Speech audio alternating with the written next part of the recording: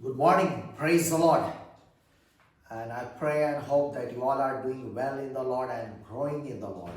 Hallelujah.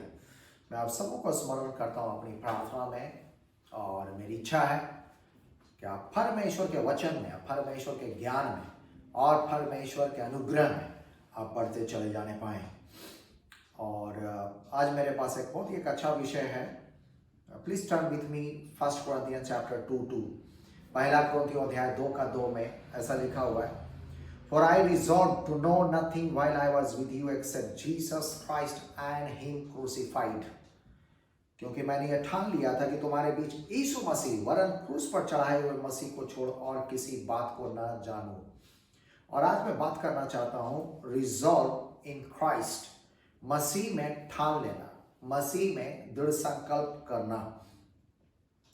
पिछले सप्ताह हमारे ऑनलाइन चर्च के व्यूवर्स में से एक विश्वासी मुझे फोन किया और मुझसे पूछे सलाह के लिए कि नए वर्ष का रेजोल्यूशन क्या होना चाहिए और आप मुझे कृपया सजेस्ट करें कि नया वर्ष में मैं क्या दृढ़ संकल्प लेने पाऊँ। सो आज की सुबह मैं आपको बताना चाहता हूँ कि इस नए वर्ष में हमें किस प्रकार का ठान लेना चाहिए और दृढ़ संकल्प लेकर आगे बढ़ना चाहिए। रिजॉल्व का मतलब होता है determined, dedicated, committed, strong minded etcetera. Hindi में संकल्प, दृढ़ निश्चय, समर्पण, ठान लेना, मन मजबूत करना किसी कार्य को करने के लिए। Usually when we start a new year we start thinking about some new steps, new routines and new commitments. और कई बार क्या होता है, जब हम लोग वर्ष का प्रारंभ करते हैं तो हम लोग सोचते हैं कुछ नया करने का, कुछ नए कदम उठाने का, नई दिनचर्या लागू करने का, नए समर्पण करने का। And being in the Lord, we can take some biblical resolutions, and with God's help, we will be able to maintain them throughout the year. और प्रभु में होने के नाते हम लोग कुछ बाइबल से संबंधित दृढ़ संकल्प को ले सकते हैं और प्रभु की सहायता से हम लोग पूरे वर्ष उसको निभा भी सकते हैं। Let's see some of the important resolutions from the Bible which we need to take and move forward in this new year।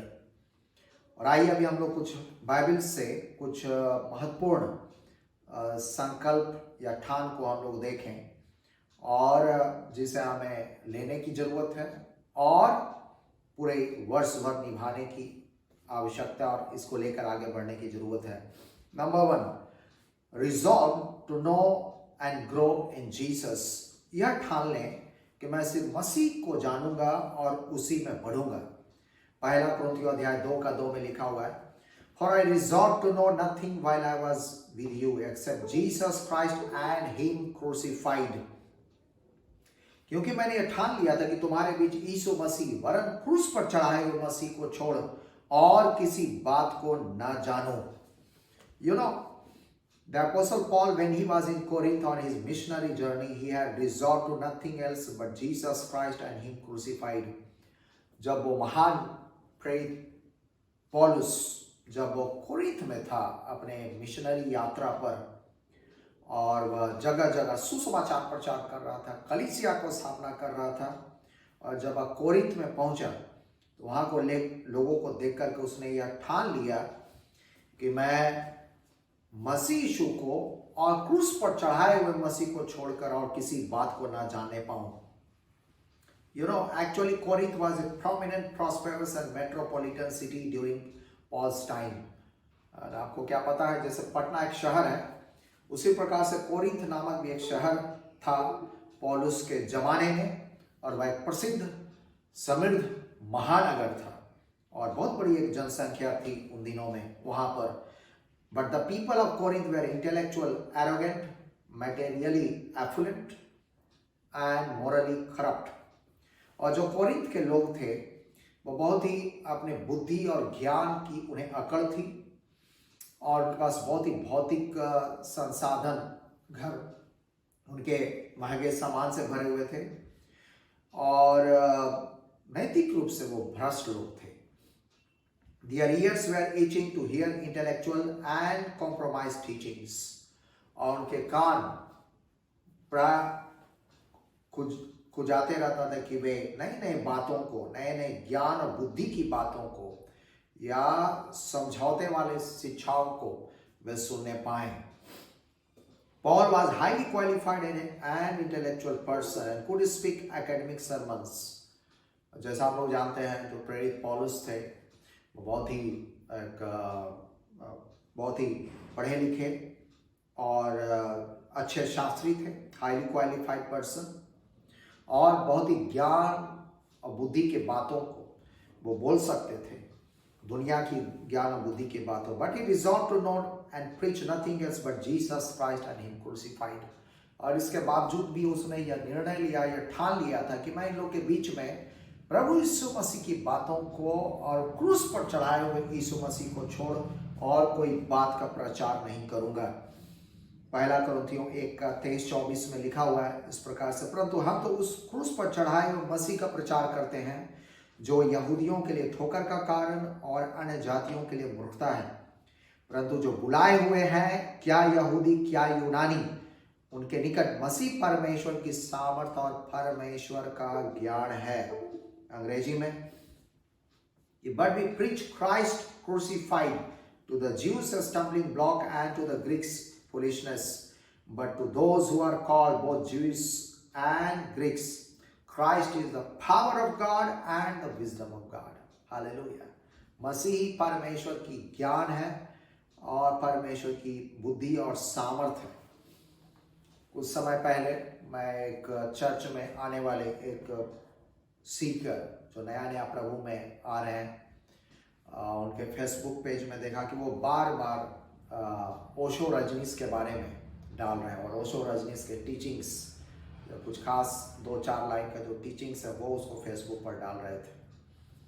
एक झलक में पढ़ने पर तो कोई खास बुरा नहीं लग रहा था, लेकिन उन्हें पता नहीं है ना, जो भी जानकार हैं ओशो रजनीश के लाइफ स्टाइल से, जो 1970-80 के दशक में गुरु के रूप में उभरे और आचार्य के रूप में रहे, आचार्य रजनीश, और भारत के पुणे में और इसके अलावा विदेश में भी, अमेरिका में भी वो उन्होंने आश्रम की स्थापना किया, और उनको ज़्यादातर एक सेक्स गुरु के रूप में जाना जाता है उन दिनों में। और उनका टीचिंग्स ये था कि पहले तुम पूरे तौर से व्यभिचार में लिप्त रहो, और जब तुम्हारा मन व्यभिचार से भर जाए तब जाकर तुम मेडिटेशन, समाधि की ओर आगे बढ़ो। That was very wrong teachings. और बहुत सारे लोग व्यभिचार में और कुकर्म में और इमोरलिटी में उनके आश्रम में जो उनके चेले और चेलियां होते थे, वे लोग उसमें लिप्त रहते थे। और यह सिर्फ आचार्य रजनीश की बात नहीं है। आज ये ऐसे चीज़ें कई बार चर्च और ऐसे फॉल्स टीचर्स जो सो कॉल्ड चर्च या स्थान में आ गए प्रीचर, वे लोग ऐसा प्रचार करते हैं। कई लोग ऐसे हैं जो सिर्फ प्रेम, क्षमा, दया, अनुग्रह का प्रचार करते हैं। जरूर है कि वो एक अच्छी टीचिंग्स है, लेकिन वो प्रचार नहीं करते हैं पाप के विषय में, दंड के विषय में, पश्चाताप के विषय में, या जीवन के बदलाहट के विषय में, या यीशु मसीह के द्वारा उपलब्ध उद्धार के विषय में बातें नहीं करते। परमेश्वर पाप से घृणा करता है, वह पवित्र परमेश्वर, वो कभी प्रचार नहीं करता है कि हमें पवित्र और एक सात्विक जीवन जीने की आवश्यकता है। और दे प्रीच ए कॉम्प्रोमाइज्ड टीचिंग्स। सो हमें परमेश्वर के और प्रभु यीशु मसीह के चेले और शिष्या होने के नाते हमें यह ठान लेना है कि मैं सिर्फ मसीह को जानूंगा और उसी में बढ़ूंगा। हालेलुया। दूसरा ठान हमें यह लेना है कि we need to resolve to not to defile ourselves. यह हमें ठान लेना है कि हम किसी भी रीति से अपवित्र नहीं होएंगे। ये आपको ठानने की जरूरत है कि मैं किसी भी रीति से अपवित्र नहीं होऊंगा। दानियल चैप्टर 1:8 में लिखा हुआ है, दानियल अध्याय 1:8 में, but Daniel resolve not to defile himself with the royal food and wine, and he asked the chief official for permission not to defile himself this way. परंतु डैनियल ने अपने मन में ठान लिया कि वह राजा का भोजन खाकर और पीने की दाख मधु पीकर आप पवित्र ना होए। इसलिए उसने खोजों के प्रधान से विनती की कि उसे अपवित्र ना होना पड़े। As a young man, Daniel was chosen to serve in king's palace, and so he was going through many kinds of trainings in language, literatures and cultures of Babylon. और जब डैनियल जबकि युवा ही थे, उसी समय से उनको चुन लिया गया था कि वे राज दरबार में और राजा के महल में वो सेवा करने पाए, एक अधिकारी के रूप में रह करके। और इसलिए उन्हें बहुत प्रकार के प्रशिक्षण से होकर गुजरना पड़ रहा था। भाषा के ज्ञान में बेबीलोन के भाषा, बेबीलोन के साहित्य, बेबीलोन का इतिहास, बेबीलोन की संस्कृति आदि के उन्हें प्रशिक्षण मिल रहा था। And during the training he was served the royal food and wine which were offered to idols. और प्रशिक्षण के दौरान उनको वह भोजन या खाने पीने को मिल रहा था जो वहाँ के बेबीलोन के मूर्तियों पर चढ़ाया जाता था। Eating such food was disobeying the laws of God and coming into the evil influence. और इस प्रकार के भोजन को खाने का मतलब था परमेश्वर की व्यवस्था का उल्लंघन करना और बुरी आत्माओं के साया में आना। So Daniel made up his mind not to defile himself with such food. So Daniel ने यह मन में ठान लिया कि मैं ऐसा भोजन खा करके अपवित्र नहीं होगा। And this should be our determination not to defile ourselves whether with food, drink, smoke or with pornography and immorality. और आज हमें यह ठानने की जरूरत है कि हम लोग किसी भी बातों के द्वारा अपने आप को अपवित्र ना करें, चाहे भोजन, चाहे पीने की वस्तु के द्वारा, चाहे सिगरेट फूकने या अन्य गंदी आदतों या अश्लील साहित्य या अनैतिकता में, व्यभिचार में पढ़ करके हम लोग किसी प्रकार से अपवित्र न होएं। Recently I was visiting a central government office to meet a commissioner. हाल में मैं एक केंद्रीय सरकारी दफ्तर में गया और वहाँ पर मेरी मुलाकात एक कमिश्नर से होनी थी।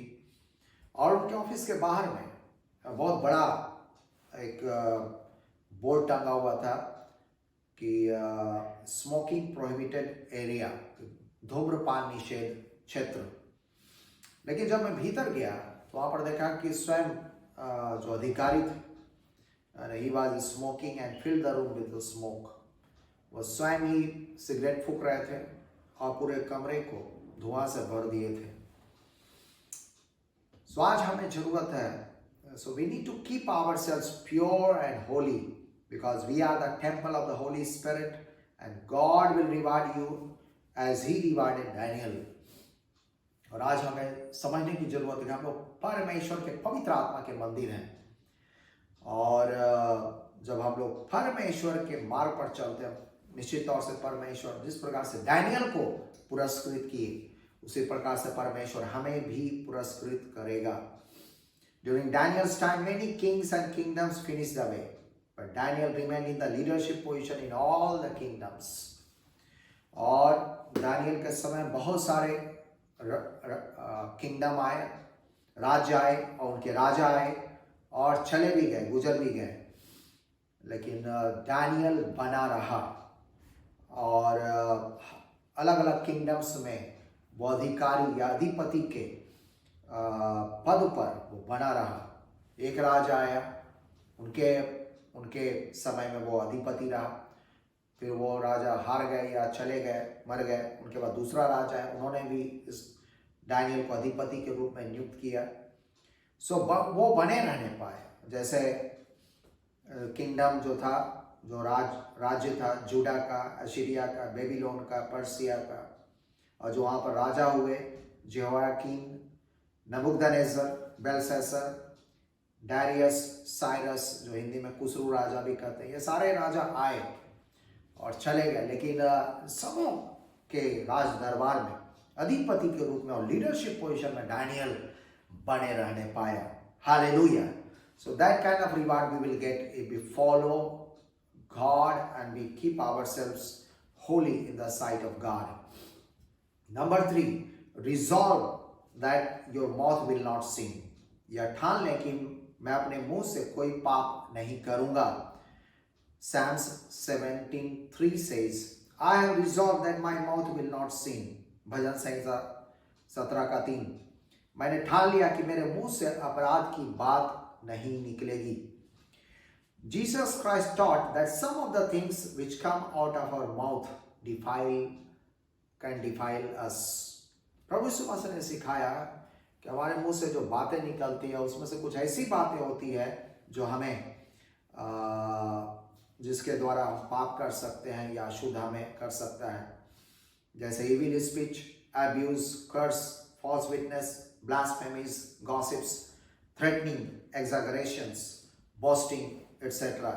यानी हिंदी में झूठ, बुरी बात, गाली, श्राप, झूठी गवाही, निंदा, चुगली, धमकी, अतिशयोक्ति और भांजने की आदत, ये सब चीजें हमें अपवित्र कर सकती है और ये पाप है.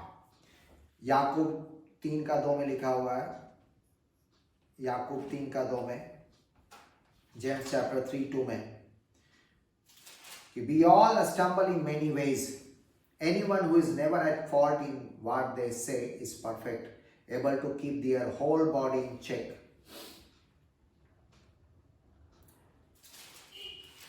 याकूब 3:2 में, हिंदी में भी मैं पढ़े देता हूं. लिखा हुआ है कि इसलिए कि हम सब बहुत बार चूक जाते हैं. जो कोई वचन में नहीं चूकता वही तो सिद्ध मनुष्य और सारी देह पर भी लगाम लगा सकता है. हालेलुया.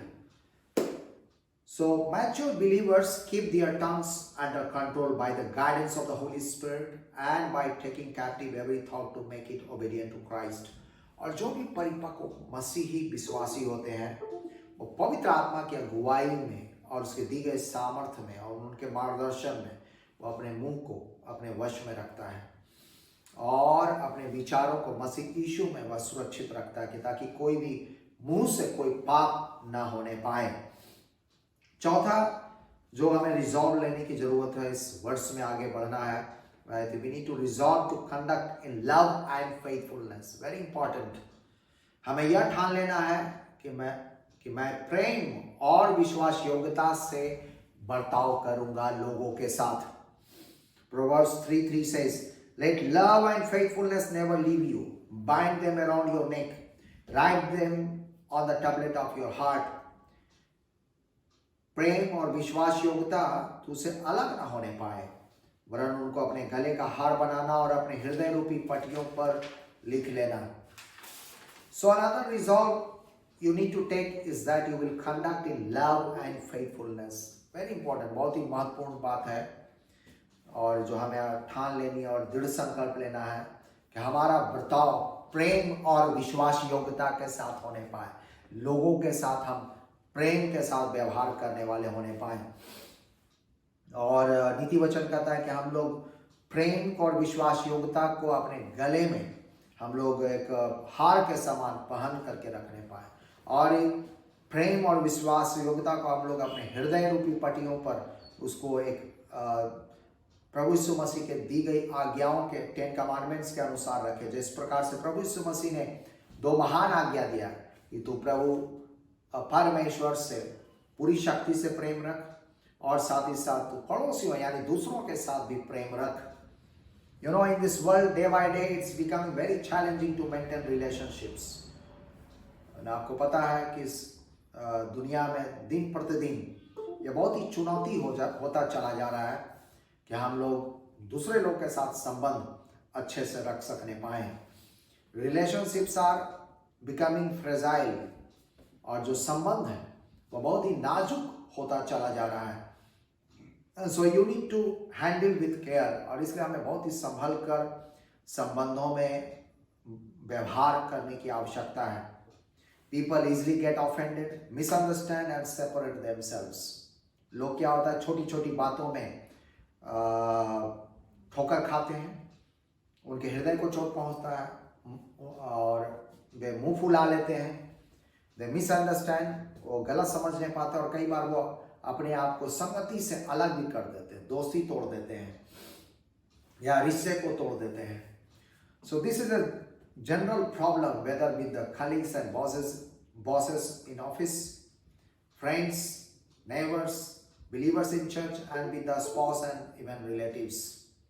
So ये बहुत ही एक सामान्य सा एक समस्या बन गया है, संबंधों का टूटना या नाजुक संबंध हो जाना। चाहे आप दफ्तर में कार्य कर रहे हो, बॉस के साथ संबंध या सहकर्मियों के साथ संबंध में कई बार चुनौती आ जाता है, पड़ोसियों के साथ कई बार संबंध बिगड़ जाते हैं, चर्च के विश्वासियों के साथ कई बार संबंध बिगड़ जाता है, और पति पत्नी के बीच या बाल बच्चों के साथ भी संबंध कई बार खराब होने का डर रहता है, या रिश्तेदारों संबंधियों के साथ जो संबंध है वो खराब होने का भय रहता है।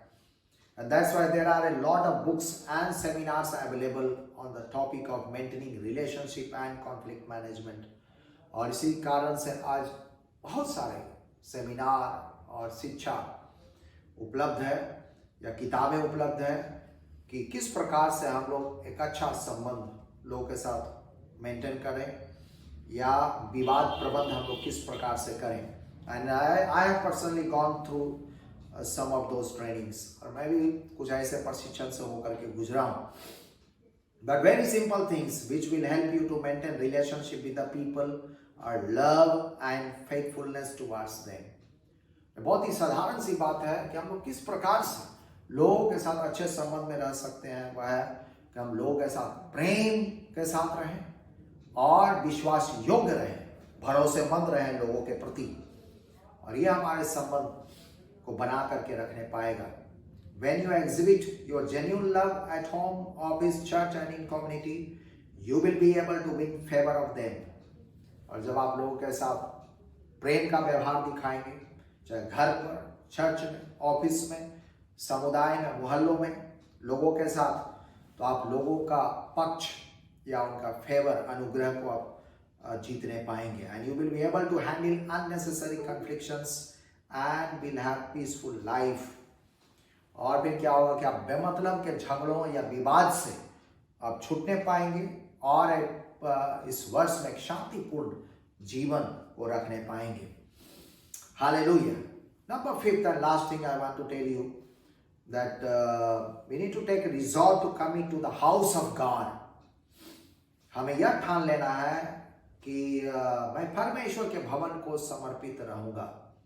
Jeremiah chapter 17:12 says, "A glorious high throne from the beginning is the place of our sanctuary." हमारा पवित्र आराधनालय आदि से ऊंचे स्थान पर रखे हुए एक तेजोमय सिंहासन के समान है। And being the people of God, we need to commit ourselves to the local church of God. और परमेश्वर के लोग होने के नाते हमें अपने आप को समर्पित करना है परमेश्वर की स्थानीय कलीसिया के प्रति। What is church? Church is the place of the throne of God and the very presence of God, and certainly it is the body of Christ.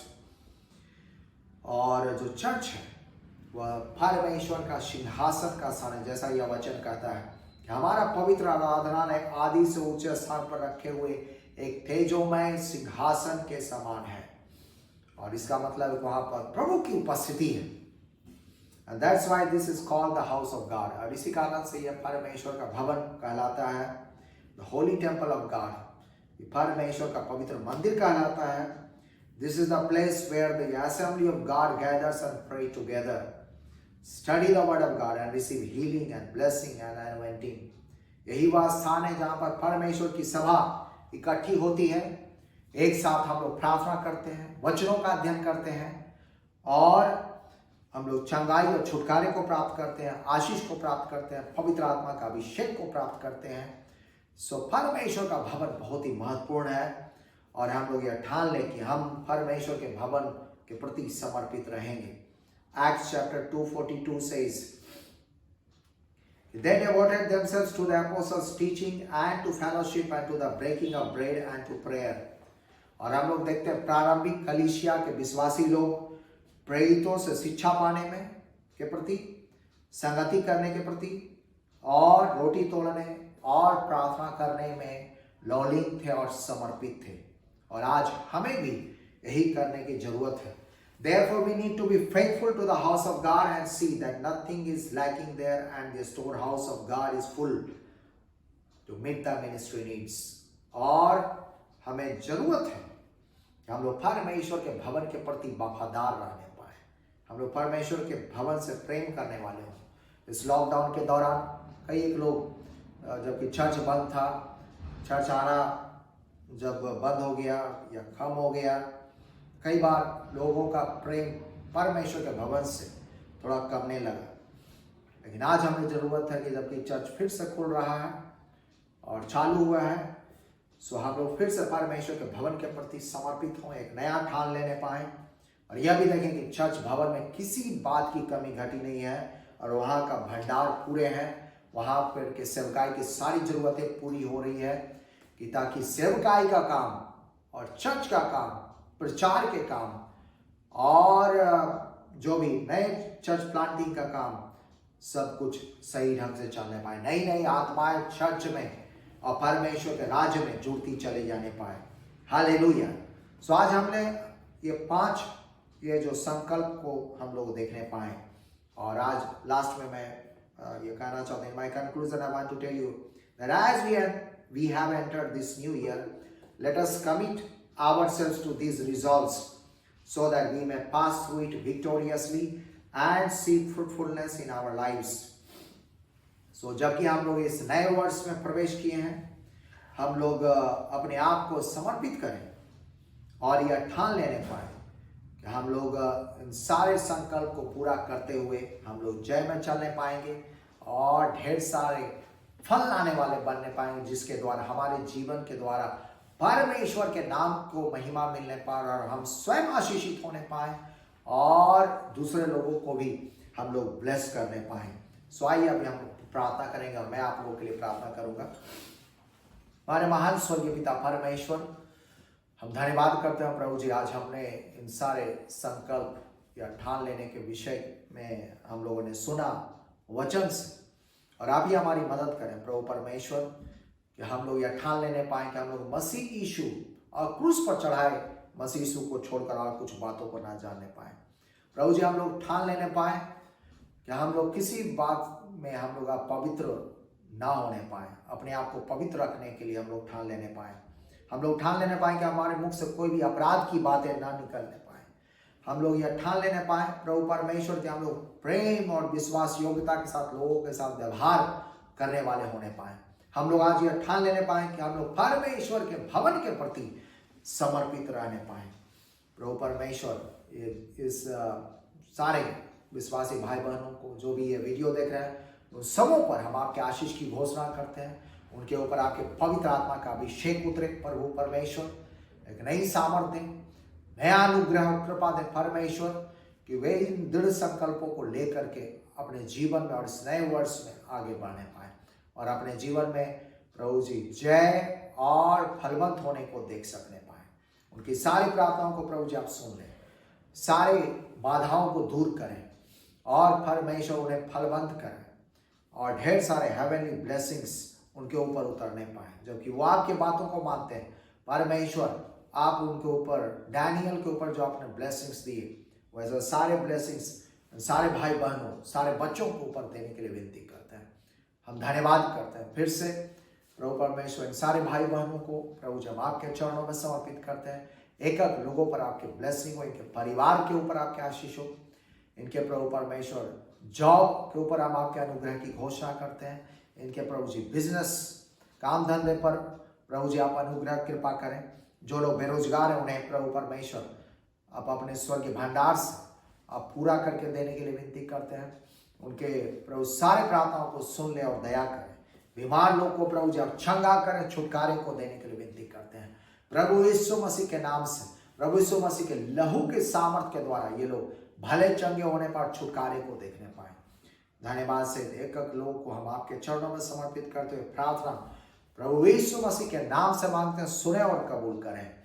आमीन आमीन आमीन। May God bless you all. Thank you very much. Thank you. God bless you.